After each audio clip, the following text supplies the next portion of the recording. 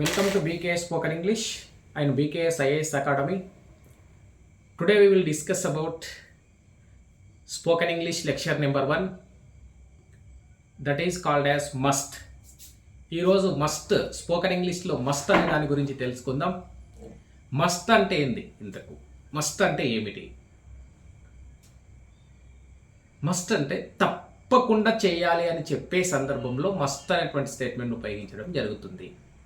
తప్పకుండా చేయాలి అంటే, ఫర్ ఎగ్జాంపుల్, మీరు తప్పకుండా గుడికి వెళ్ళాలి, మీరు తప్పకుండా బడికి వెళ్ళాలి, మీరు తప్పకుండా ఈటీవీ చూడాలి, మీరు తప్పకుండా మా టీవీ చూడాలి, మీరు తప్పకుండా న్యూస్ పేపర్ చదవాలి, మీరు తప్పకుండా హోంవర్క్ చేయాలి అని చెప్పే సందర్భంలో ఏం వాడతామంటే మస్ట్. అంటే తప్పకుండా చేసేటటువంటి పనులను గురించి తెలియచేయ దాన్ని ఏమంటామంటే మస్ట్ అనే స్టేట్మెంట్ అంటాం. దాని యొక్క ప్రిన్సిపల్ ఎలా ఉంటుందంటే subject plus must plus V1 plus object ఉంటుంది. ఇక్కడ సబ్జెక్ట్ అన్నారు కదా, సబ్జెక్ట్ అంటే ఏంది? కర్త.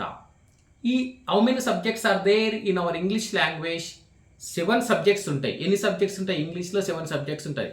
I, we, you, they, he, she, it. I we you they he she it. IV you they he sheet టోటల్కి కూడా ఏం వాడతాం?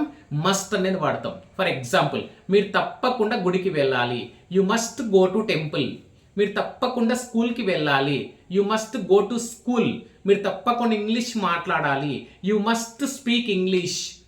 ఓకే, మీరు తప్పకుండా సీఎంని కలవాలి, you must meet CM. Okay, మీరు తప్పకుండా హోంవర్క్ చేయాలి, you must do homework. This is called as must is a statement. Thank you.